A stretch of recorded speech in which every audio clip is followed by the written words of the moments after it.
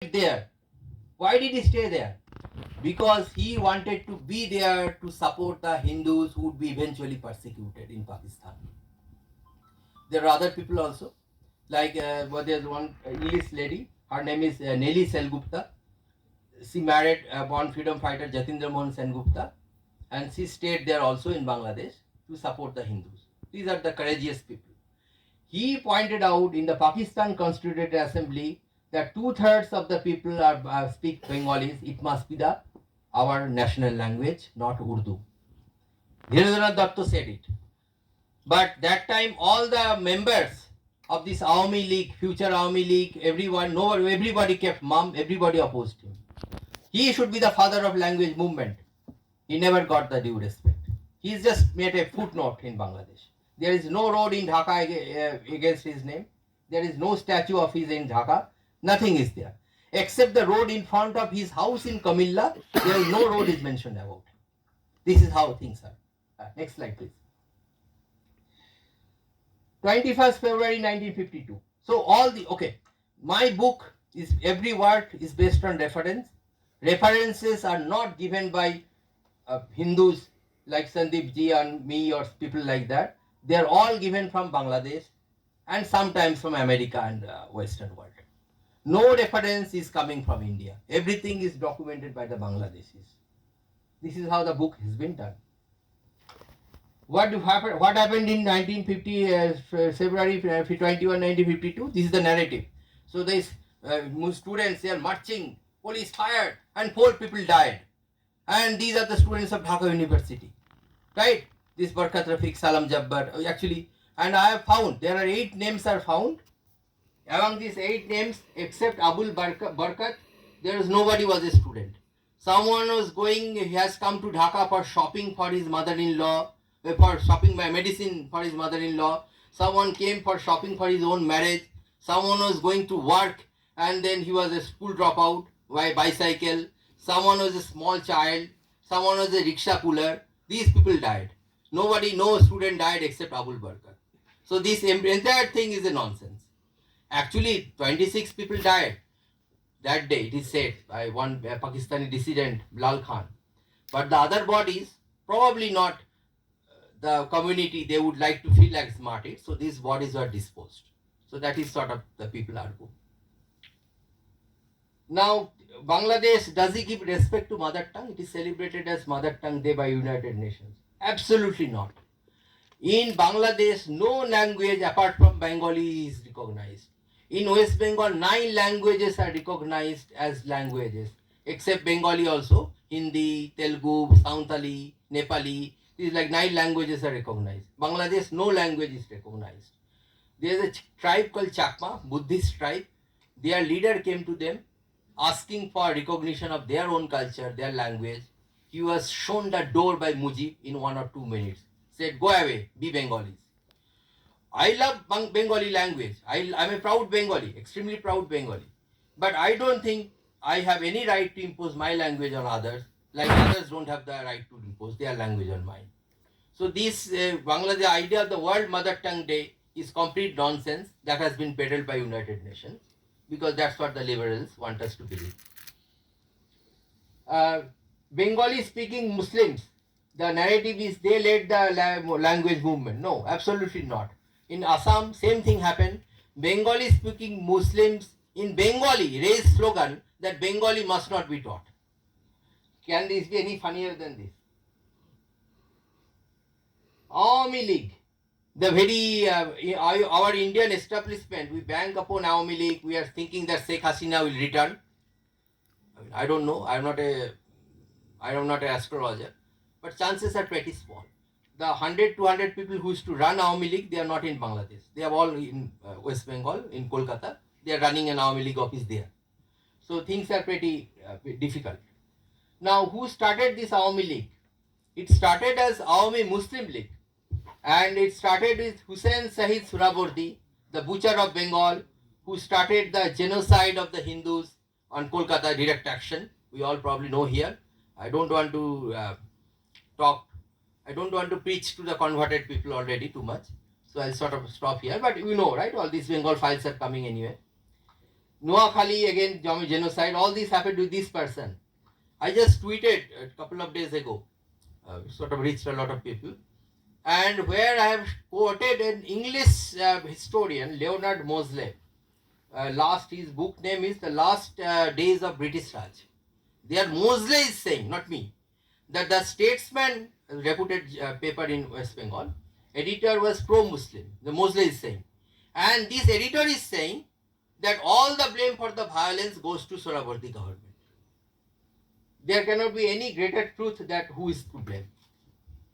Mujibur Rahman, disciple of Sohrawardy, he wrote in his autobiography that he was there on the streets on that day. He was inspired by Titu Mir, a great Islamist in the 19th century. Titu Mian, yes, of course. Thank you, sir. And this Mujibur delivered his first speech as premier in 1972. And he said many things, but he said people to perform munazat, Islamic ritual.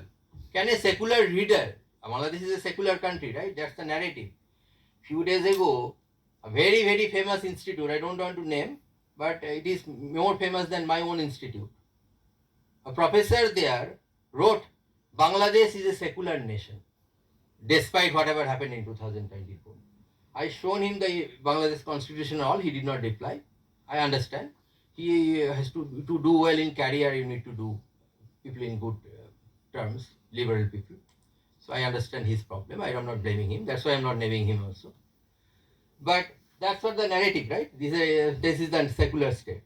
First day speech, the premier says that you perform Islamic ritual where there is a 1 crore of Hindus are there as a population, at least. And and this is the quote. This is written from a journalist, very famous journalist, Abul Mansur Ahmed. He is very close to Mujib. He said he was also cabinet minister of Pakistan. He said that it is not an Islamic state, but it's a Muslim state. We'll see what's the difference. Yeah, go on, please. Then Bhasani. This is the person who talked about Greater Bengal. Like Jinnah said that Pakistan is truncated and moth-eaten. Bhasani said that this Bangladesh is incomplete. We need a Bangla West Bengal, we need Assam, we need Tripura. And Bhasani is not some 2 paise thing. Bhasani was the most popular leader in Bangladesh. Even at the peak hour when Mujib was very popular, Bhasani was still very close to Mujib. Bhasani is celebrated in West Bengal in Kolkata. CPIM, a party that ruled India, West Bengal for 34 years, they celebrated Bhasani even in 2023. There are seminars of Bhasani's ideas in New York, even last year. So it is not some 2 paisa of people I am talking about. He is the foundation of Bangladesh. Yeah, please, next. He is the maker of Assam politics. Whatever is happening in Assam, the current chief minister is tackling beautifully, but the tide is against him. He has also said that. Right? And that all this happened from Bhasani. Then why this suddenly become Awami Muslim League to Awami League? Because in Pakistan, there are seats reserved for minorities. And in Bangladesh, 20%, that was the population about, 22%, seats were reserved for Hindus. They always used to vote not for Awami League, whom they completely distrust because of Sohrawardy and Mujib. They used to go for their competitor, Krishak Shramik Party by Fazlul Haq. So they need to get the support. And this is why they dropped the name Muslim and try to secularize, cut some deals. And Hindus are always looking for deals only, right? We are not looking for take a stand. We want to cut a deal. So everything happened like that. Yeah, please, next one. Now, was language really an issue in East Pakistan? Right? It said that Bangladesh is founded upon Bangla language and all. Pakistan had 2 constitutions, 1956-62. Both offered same status to Bengali as that of Urdu. No difference between them. I don't love the idea of Pakistan at all.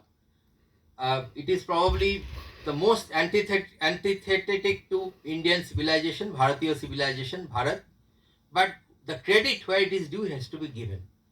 Pakistan after 1956 did no atrocity on Bengali language. I'll give you examples. this is a very famous, this is a foundation stone of a very famous monument in Pakistan. It is called Minar-e-Pakistan. It is in Lahore, and this is built by General Ayub Khan as a national narrative monument. You can see there both Bengali and Urdu languages are given equal status side by side. You can see there is a Bengal currency, the Pakistani currency, where again Bengali and Urdu are sort of given. All these pictures are there also in the book, of course, side by side.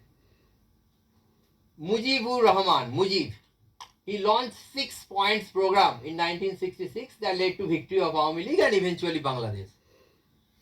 None of these 6 points is about language. Everything about more power for Pakistan, East Pakistani politicians, more jobs for East Pakistani youth. Inflation, there is a discrepancy, right? East Pakistan, West Pakistan separated. There is a discrepancy in prices, more reasonable prices, all economic issues. As an economist, I know economics is powerful. It can explain some part. That's the part it explains. There is no role of language. Yeah, please, next one. So all these headings, they are actually the titles of the chapters. I'm going for the all 14 chapters. So here, this is the about the genocide that is called Bengali Genocide 1971. In Bangladeshi textbook, it is not mentioned that Pakistan did the genocide. Many Bangladeshis, I don't know number exactly, but many Bangladeshis, I actually talked to one person, Saniur Rahman, a humanist who survived. He said most, that Bangladeshis think that Bangladeshis fought with India to get their independence. So there is a myth that Bangladeshis love India. Absolutely not. Bangladeshis hate India and they love Pakistan. So 2 days ago, so I saw a news there. Some groups, they are saying we should change the name to East Pakistan. That's the reality. We'll get there. And there is a peer who started this 2024 movement, and this peer said our aim is to not to go to Pakistan. Our aim is to take Bangladesh to Afghanistan. So that's how the situation is. Yeah, just a minute. Can you go back? Yeah. So here you can see this is the general. There's a book, Khadim Hussain Raza, Major General. He was a moderate person, and because he was moderate, he was kicked out the day before Operation Searchlight begins. This operation killed 3 million people, 30 lakh people. Khadim Hussain, this is a book published by Oxford. The alternative pages, it is written that Hindus are the worst people. They are causing all the problems. And some other pages it is written Mujib is causing all the problems. So this is what the moderate person is saying. You can see the narrative. And it is not a coincidence that Hindus were killed. Pakistani army went there, like Nazis went to Poland. When Nazis are coming to Poland, I think 1st September 1939, on the trains it is written in German, we are going to thrash the Jews of Poland. Similarly, Pakistani